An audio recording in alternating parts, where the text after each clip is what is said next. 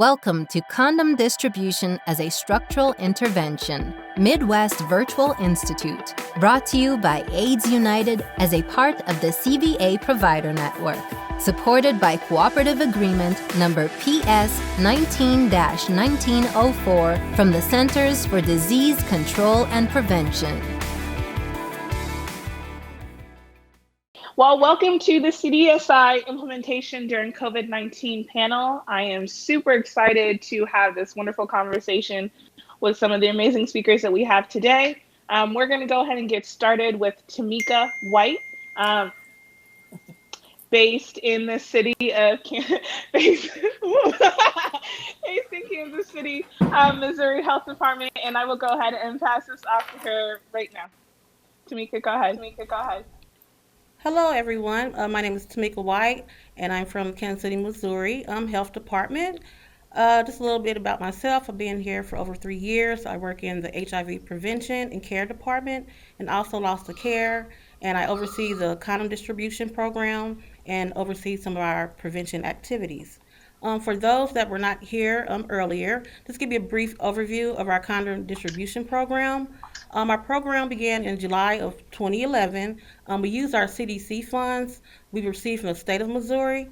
We have our subcontractors that help with implementation of condom distribution program. We created our I Got Mine campaign to kind of help promote our condom distribution program. And we have a website that we are currently revamping, but it's called I Got Mine KC. We also use EPI data and zip codes to get our target populations to condom distribution sites. And I'll just pull a little data from the past 5 years. My biggest year was in 2018, where I distributed over 46,000 condoms. And in 2020, we distributed a little over 38,000 condoms, and that's due to COVID. And that's just a little review of our condom distribution here at the Kansas City, Missouri Health Department. Awesome. Thank you so much, Tamika. I just have a couple quick questions, if you don't mind. So the first one is, can you summarize some of the major changes that you've had to make to your implementation plan, including budget and staffing, and some of those things? And what are some of the challenges with that process that you might have encountered?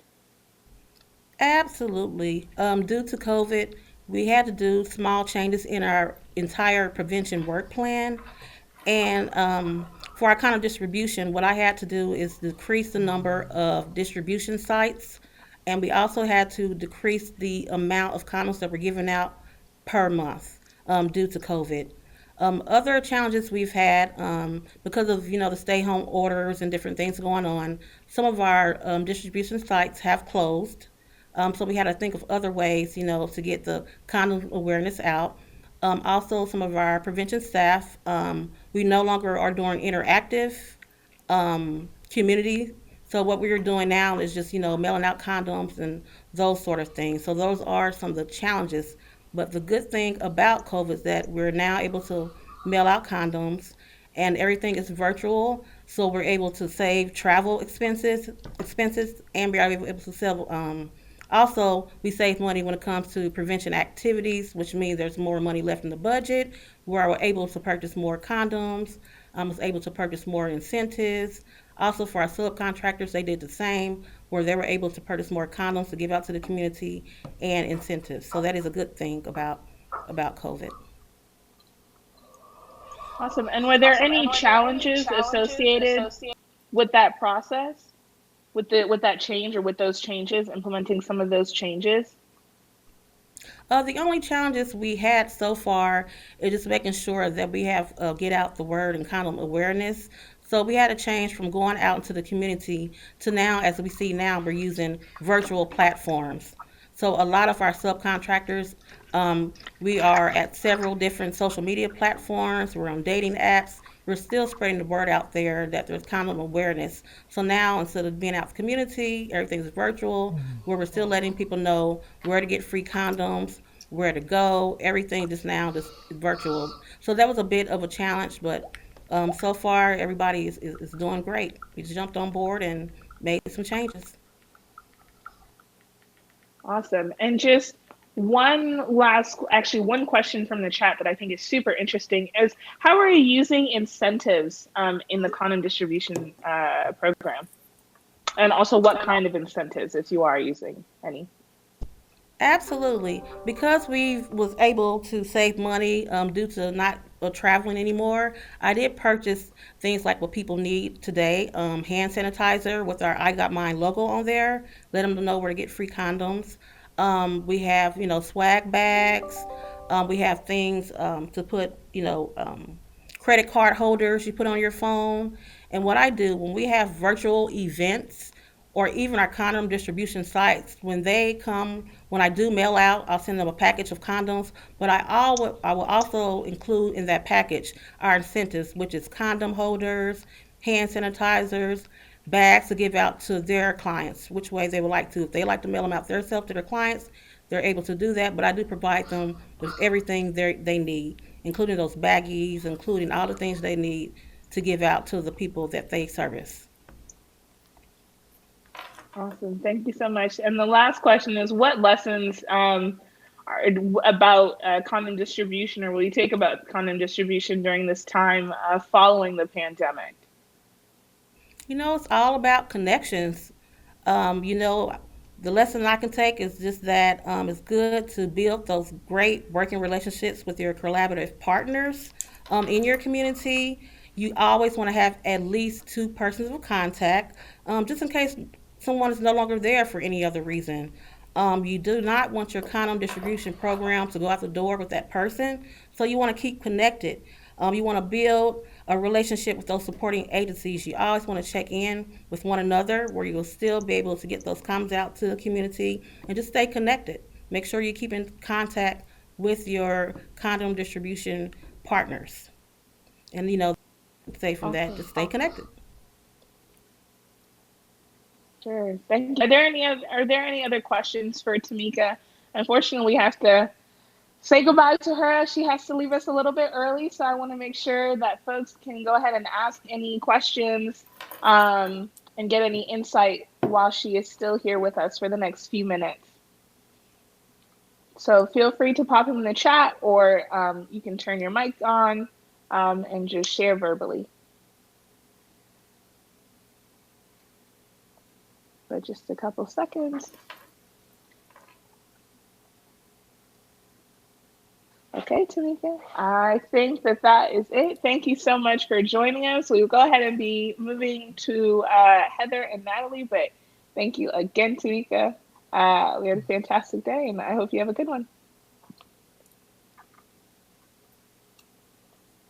Awesome. Thank you. Hey, Heather. Hey, Natalie. So I wanted to go ahead and introduce you all to our audience. So Natalie is based at the St. Louis Department of Health, and she is the program manager of the HIV and STD prevention program at the City of St. Louis Department of Health. And Heather is a sexuality educator with the Ottawa County Department of Public Health. And they will both be speaking to us today, and I can't wait.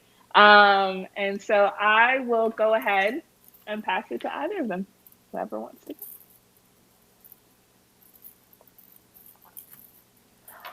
I'll pass it to Natalie. Okay, can you guys hear me? So Yeah. welcome to you all to today's presentation. Like Teresa mentioned, we are going to be talking a little bit of, challenges and lessons learned mostly of the contribution program during COVID. Next slide, please.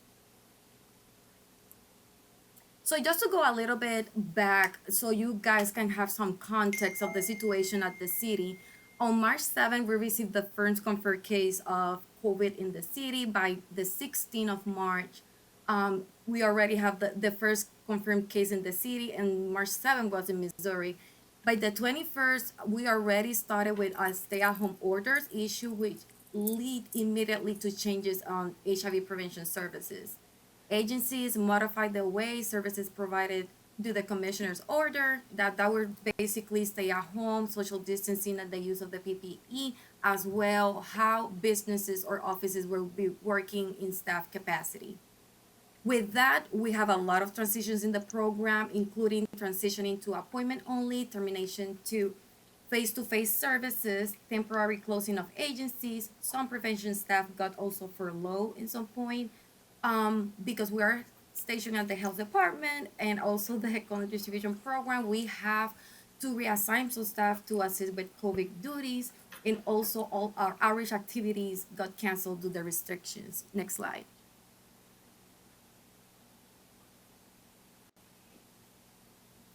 So, few things happen mostly with the condom distribution program. During COVID, how this impact the program? Well, we have a decrease of condoms that were distributed and also requested.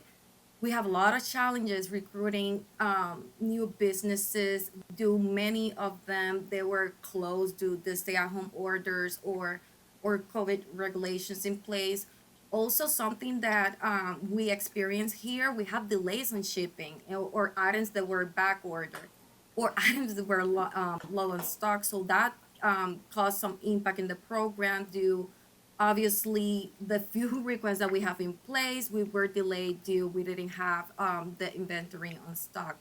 However, during COVID, what direction we moved to try to still get back to the community? Well, we did an intention follow-up with condom site through the pandemic.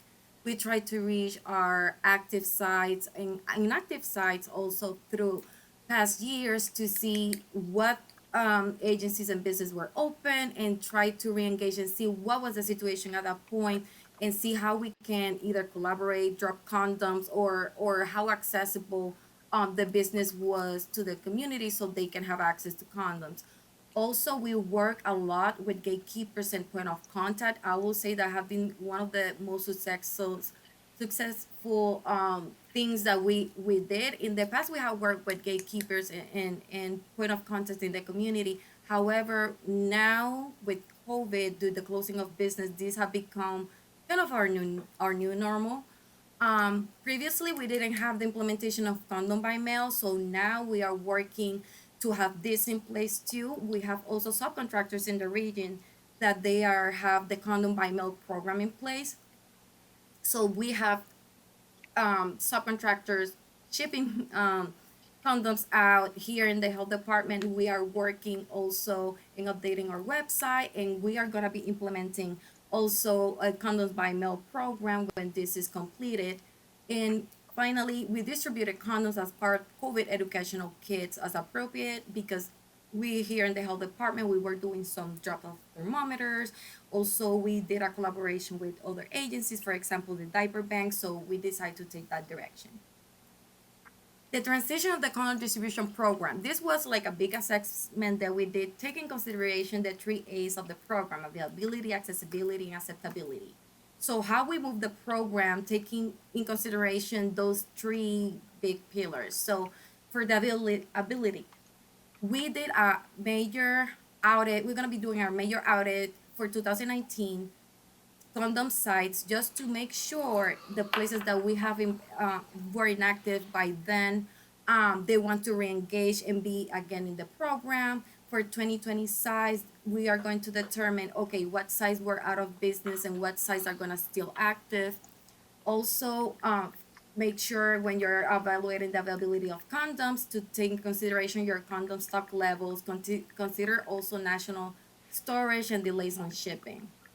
In the accessibility, obviously we need to increase on social media. Now everything is done through video conference. So now with social media, increasing the marketing of services provided in the region, including sites and agencies that have condoms available. Also, like I mentioned previously, the condom by mail, ordered through different websites. We have agencies that use platforms like Shopify, also some other platforms where they are created their own app from the agency to provide the condoms to the community. Also, we establish point of contact at sites or agencies, community leaders, social networks, and gatekeepers to provide condoms to them so the community have access to those condoms. How during COVID and after COVID we bring back people to start accepting, taking the condoms. We have seen that a lot lately. Now we need to start adapting all our educational material around sexual health, COVID, and sex, and the use of condoms. We had created online spaces or communities of campaigns to exchange and promote information about HIV and condom use. This specifically is done through Facebook page, and also we increased the social media campaigns on awareness days chosen by the region and tailor the message to engage the use of condoms. Next slide, please.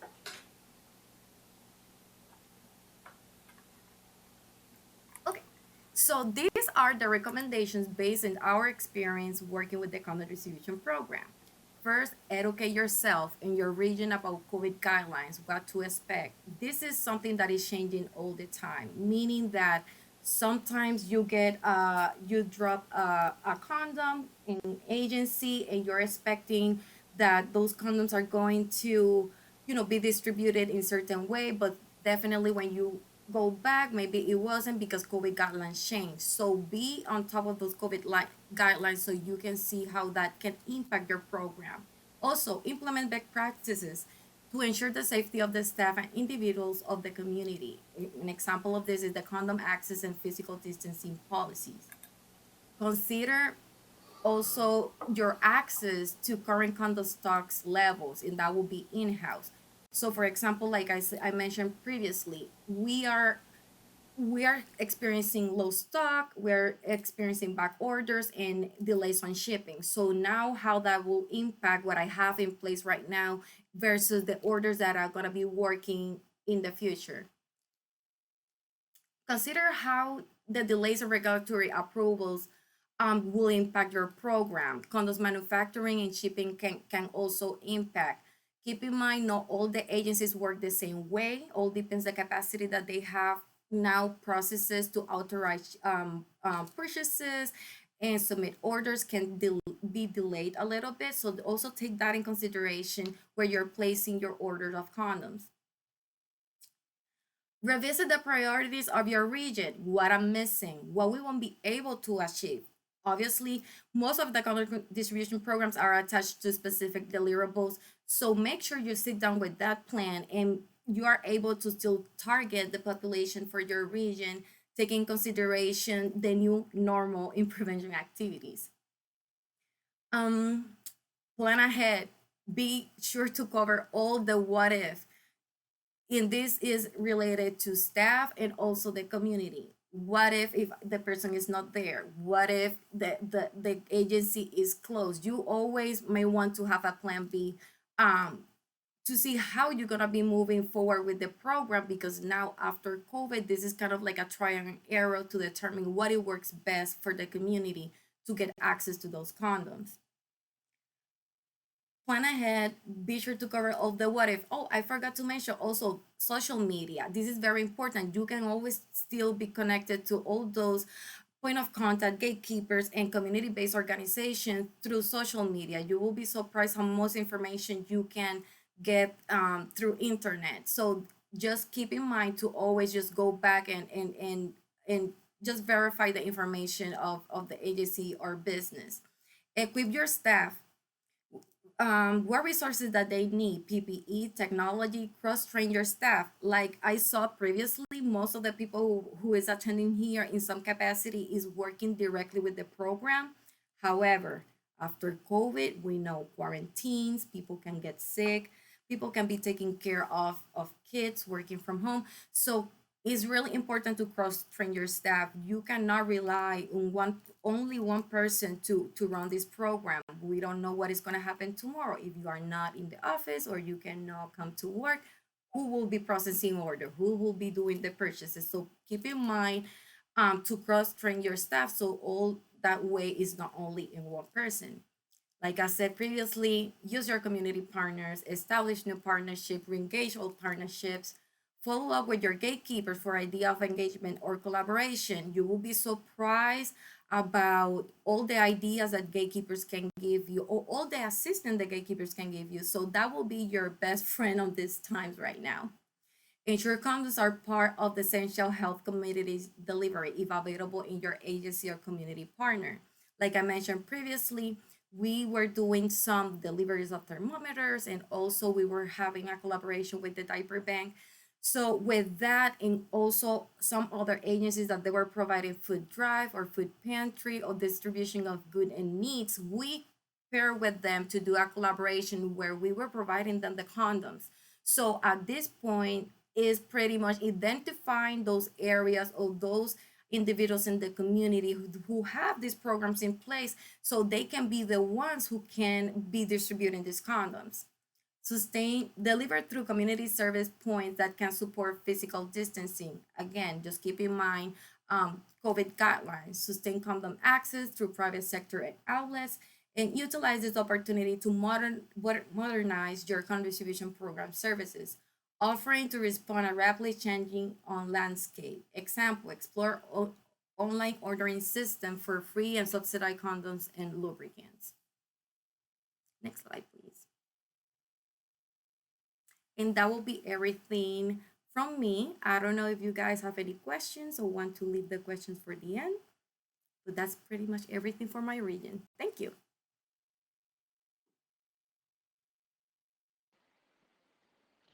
Awesome. Heather, are you ready for us?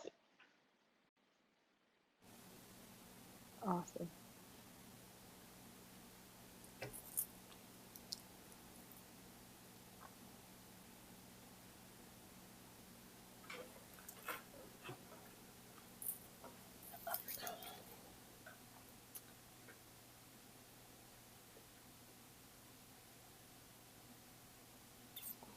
All right, so my presentation is going to look a little bit different. I was super excited to be able to be a part of the panel today.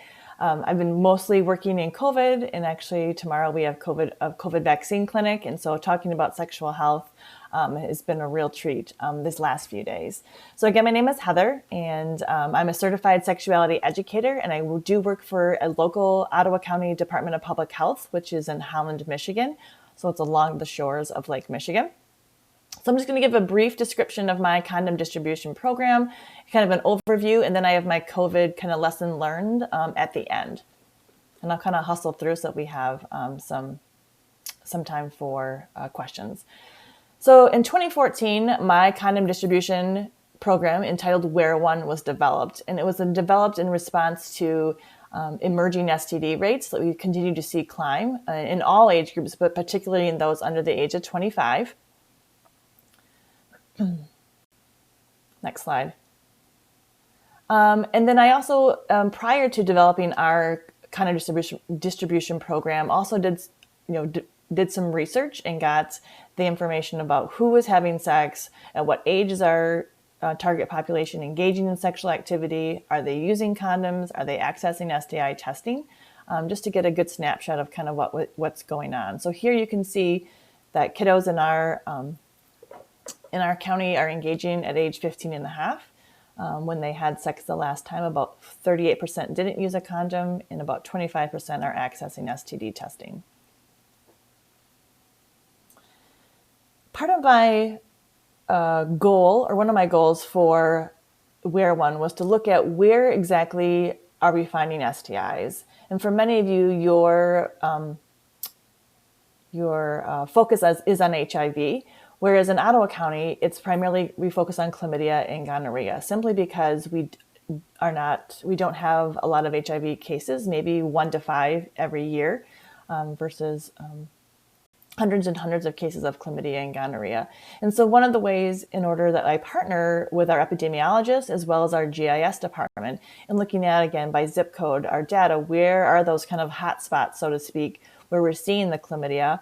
And I've overlaid that with where our local high schools and community colleges are, as well as where the health department is. And you can kind of tell it, although it's hard on these two slides, the orange dots are the actual locations of where our Wear One community condom distribution partners are.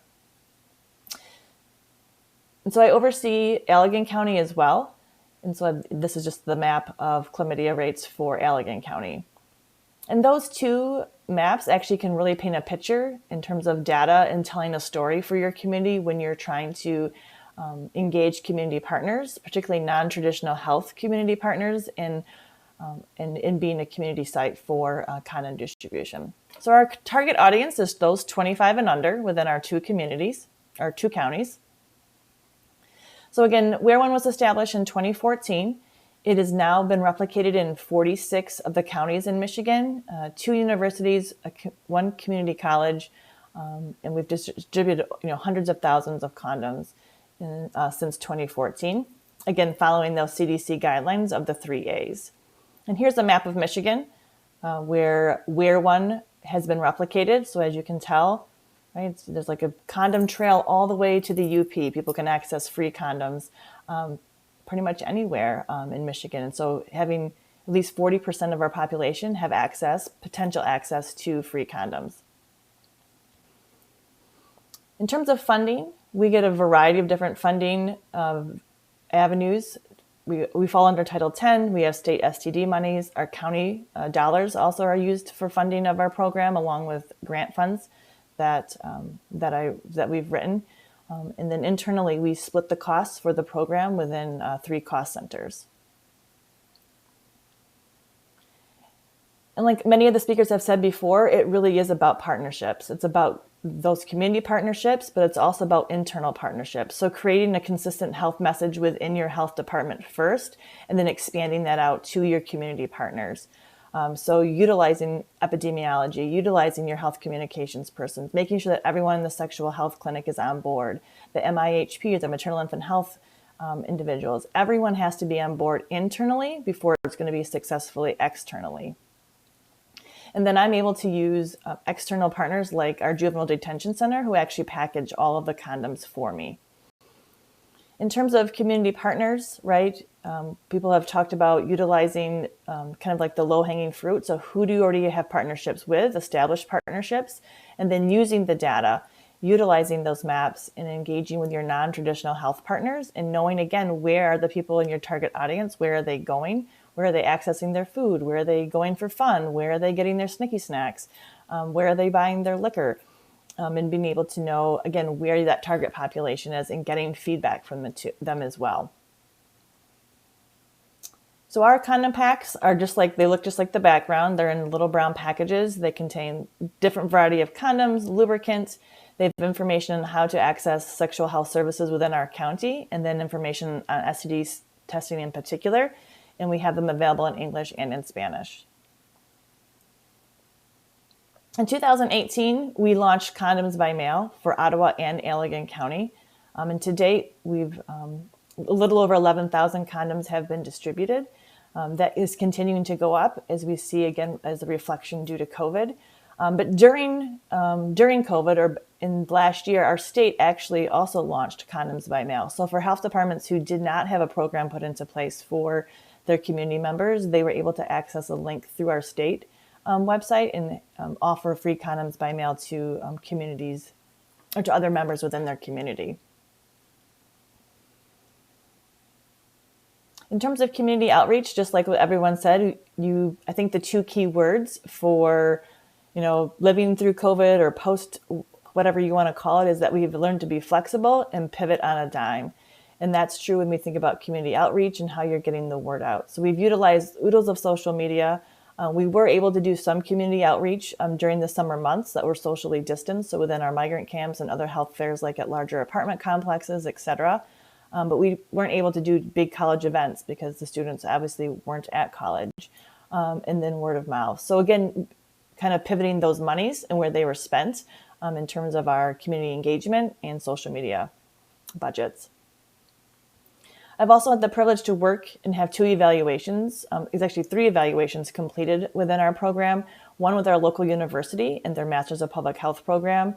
They look specifically at Grand Valley State University's campus and how Wear One is impacting the students there. And then internally, I have a planning and performance, and they did a 5-year review of the Wear One program. In terms of some of the standouts that we found in evaluation was that even though we know that our target population has a high knowledge of STIs and feel that using condoms is very, very important, very few actually do so. Only 30% reported using condoms. And then you can see a list of reasons why. And so again, that can be part of your evaluation and looking at the acceptability, right, of condom use and how you can better engage your target audience. GVSU looked at, again, just on GVSU or Grand Valley's campus, that 19% of the students were actually aware of our program. 71 of them thought that access was important. And then we actually asked this tier 2 about lubricant. And then they utilized the condom attitude scale. So again, a reflection of what we found in our county evaluation is that there's a high condom attitude in terms of the knowing of importance, but low usage.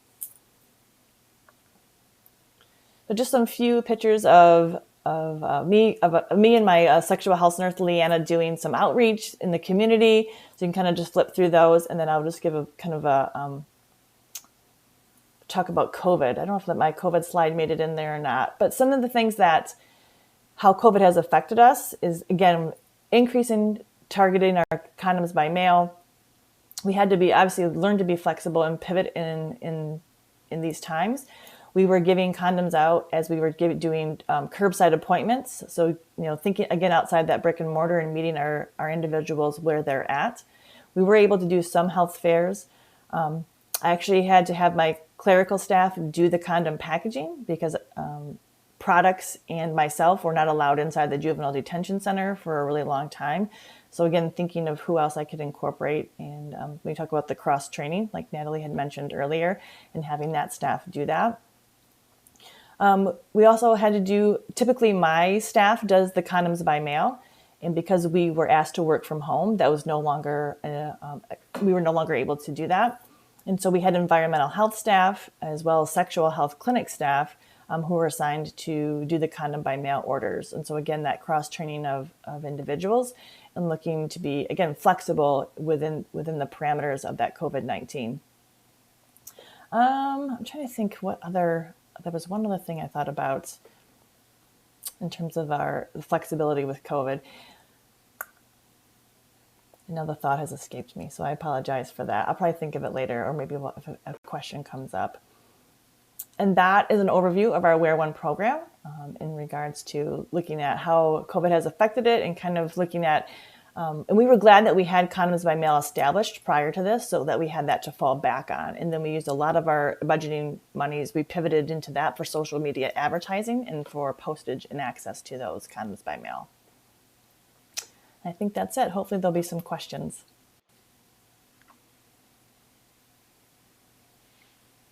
Hey, everyone. Thank you so much, Heather, and thank you so much, Natalie, for amazing presentations. There is one question that came in for Heather, and folks, feel free to go ahead and drop your questions for this panel into the chat box. But Heather, can you describe further about what your partnership with the Juvenile Department Center entails? Sure. So we have a local juvenile detention center, and within the detention center is a program called Lighthouse. And I actually have two girls groups where I do sexual health education within the detention center.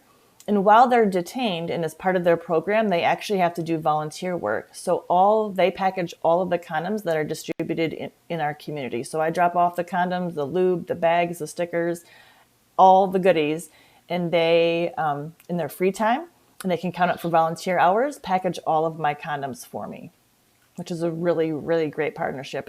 And they feel really good about giving back to the community because every time I give out a box, I let them know where it went and who accessed them. And so it's just a really great partnership that I have with our detention center.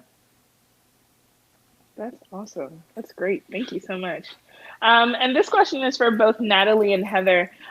What changes have you seen in the need for and requests for condoms during COVID-19 in your state or city? And we can go ahead and start with Natalie. Yeah, definitely. Like I mentioned previously, that's one of the biggest impact, the requests and the drops of the condoms.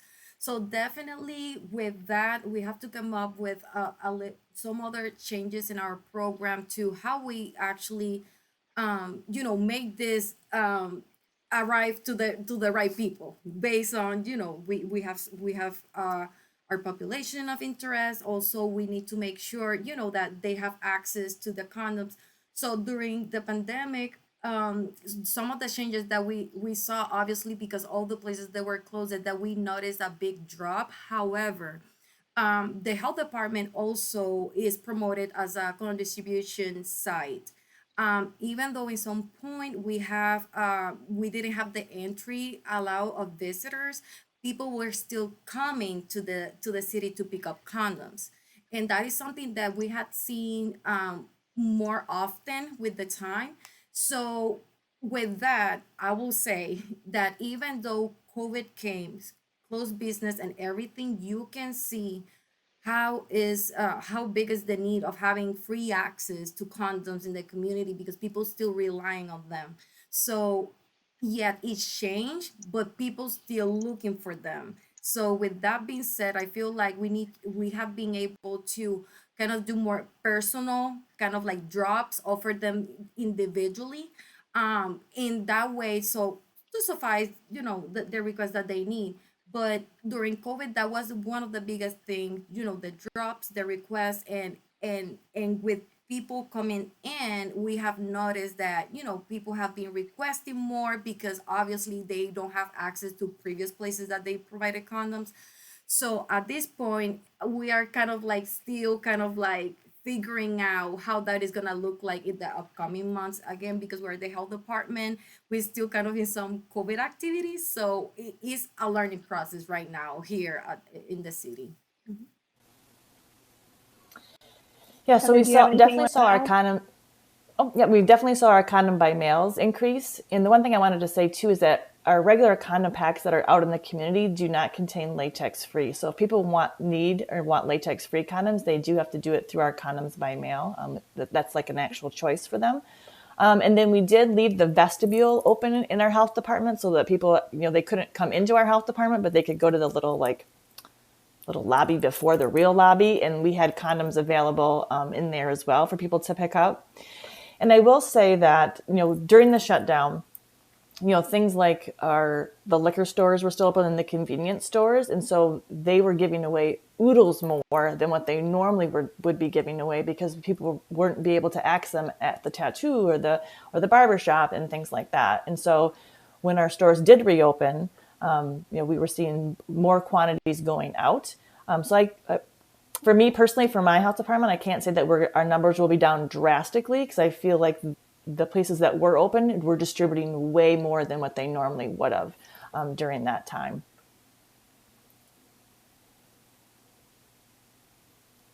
Awesome.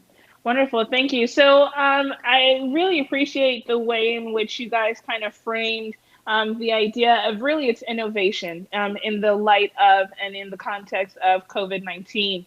And so one question that I wanted to ask to both Heather and Natalie is what is one of the most innovative ways that your program has had to adapt or change or switch to kind of handle the pandemic and the realities that brought with it the eruption of, quote unquote, normal life, supply, demand, money, shipping, packaging, all that stuff. So I know it's a wide, net, but if you guys can give me like one or two super, super innovative ways either programs have tackled the pandemic, that'd be awesome.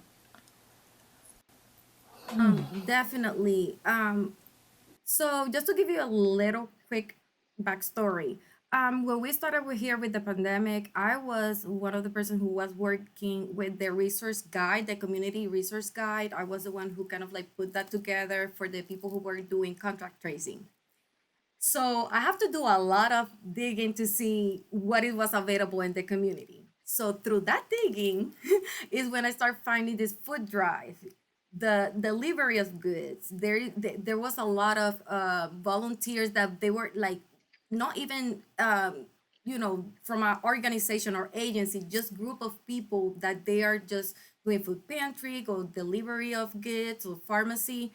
So I noticed that, and suddenly I was like, okay, I need to get an hold of these individuals or these agencies. So that had worked amazing because technically, like I said, we don't have to be in close contact. They are already doing the job. So we just have to make sure, identify them, identify a point of contact, drop the condoms, and call it a day. I will say that has been the most effective way for us to kind of like you want some masks, there's some condoms too. So I mean, people need the mask, why they might need the condoms too. So it was very fun to try to do that collaboration. There, everybody, it was very excited about it. Nobody thought about it at the beginning, and everybody ended up saying, yeah, people still having sex, so they need condoms. So if they max, so let's add the condoms too. So that definitely, I will say that have been very successful. But again, it was just by, yeah, it was just I was doing something else, and suddenly, okay, we can make this work. So, and we stick to it. So that's one of the things that we did for the program. Also, we're working the Condom by Mail too.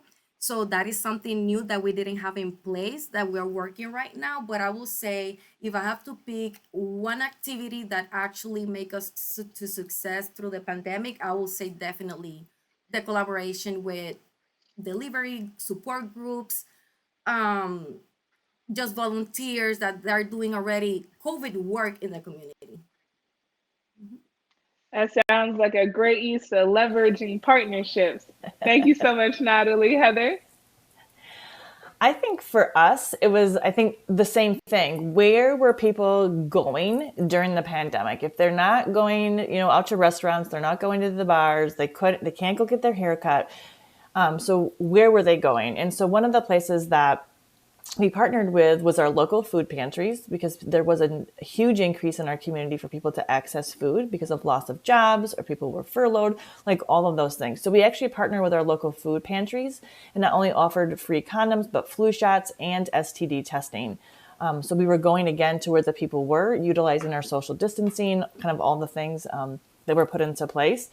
And then along that, we also had been utilizing the community kitchen, where anyone in our community can go for a lunch. And so they did bagged lunches. And so partnering with our community kitchen, and then with our other homeless outreach, where there was a local church where the people are able to get their mail-in shower twice a week. And so we partnered with them, and we were able to distribute condoms, so reaching those populations as well.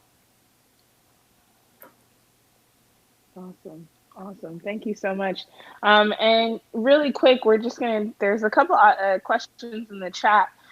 So the first question is, with mailing condoms, how do your programs help reduce extreme temperature issues with latex? Packages and packets often sit on a doorstep all day, and that is so true. So yeah, how do y'all handle that?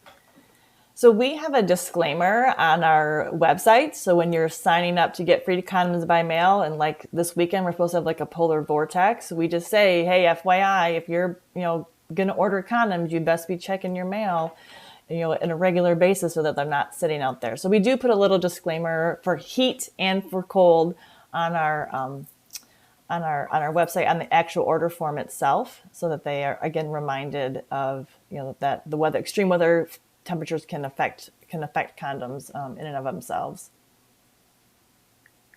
I can't say we've had any reported issues. Good. So right now, the health department doesn't have the Condom by Mail. We're working on that right now. However, we have some subcontractors that have the program in place, and so far, they usually follow up right after they ship, and the mail of the condoms that they were mailed. And also they share the tracking sheet, the tracking number of the package. So with the expectation that when the order is supposed to get there, the reps are gonna follow up with the client. Hey, just to give you an FYI, I don't know if you check your tracking number, but you're gonna be receiving the condoms today. So it's more like a one-on-one, because it's not that big that we're shipping out mail condoms like all the time. So the reps on the program just do a follow up with the client as a FYI. Your condoms, it should be in your door today. Just make sure you grab them and not let them expose in high temperatures. But it's very like a phone call, very simple. Awesome. Thank you. Another question from the chat is, what platforms are you using for the mailing condom requests. Currently, Enrique is using Jot form, which is helpful but very do it yourself. So, do you have any advice? So when I'm done here, I can drop our link to our Condoms by Mail in the chat because I'm not in the Zoom because I don't have the dual thingy. But I'll drop it in there. And our communications person who works with our web developers for the county website is the one that put the condom form together. And it's mimicked off of, I looked at some other people's condom forms and kind of merged what I liked about all of them into ours. Makes sense. Awesome. And then we have another question. Did anyone utilize COVID-19 testing sites to hand out condoms? Did either of your programs? I wish. I gave the flu vaccine, but I didn't hand out condoms. I asked. Makes sense.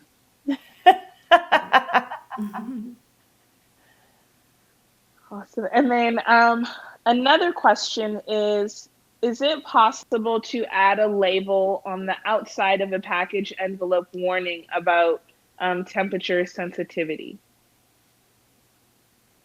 This is from Stacy. Yeah, I think that you could add one if you wanted to.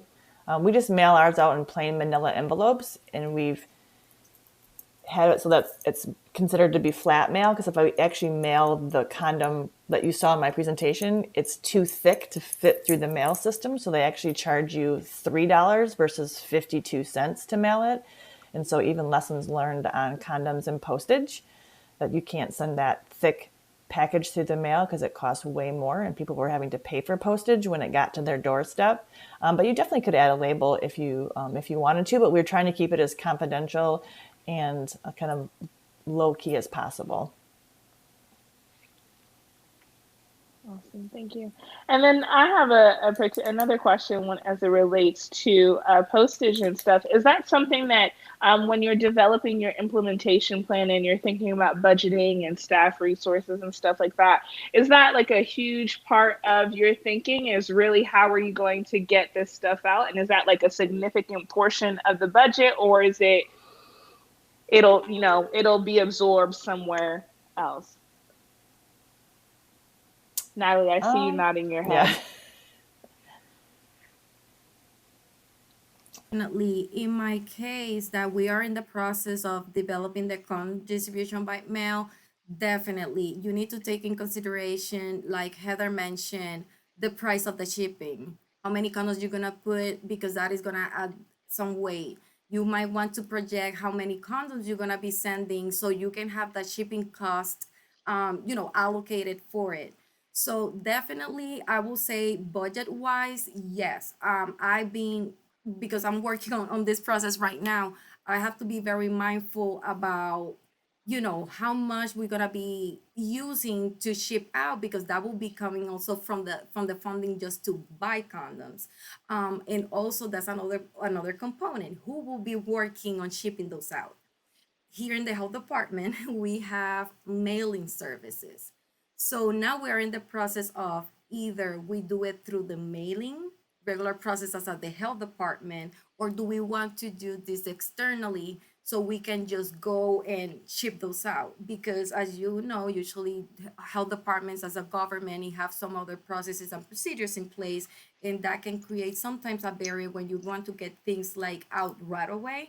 And we are in that process of determine what challenges or barriers we might have when we want to ship those condoms out, and what will be our plan B for it. So right now we're in the process of exploring our internal. We have all the information. If we decided to do it on our own through FedEx or UPS, now we're trying to figure out how will be look like internally, because that one involve a cost. However, again, if we receive a request, we would like this to go out, right away. So how the time that will lapse until I receive the order and they receive the condoms will look like if we do it internally versus externally. So definitely Yeah, budget is a big component. Staffing is another big component. Who will be the person assigned to work these condoms? Who will be the person to follow up with the paperwork? Because we have some paperwork also too. So again, is yes, you might want to consider your staffing and your budget projected for the program. Specifically, those shipping that can look a little bit different. All depends where you're sending. But yeah, you have to sit down with your numbers and start looking and doing your math. Definitely, that's a really big component of the program. Awesome. Thank you, Natalie. Heather, before I pass it back to you, we're going to go ahead and run a quick poll at the end of the session because we are coming up on the end, and I'm going to give the floor to Heather to answer this final question before we wrap it on up.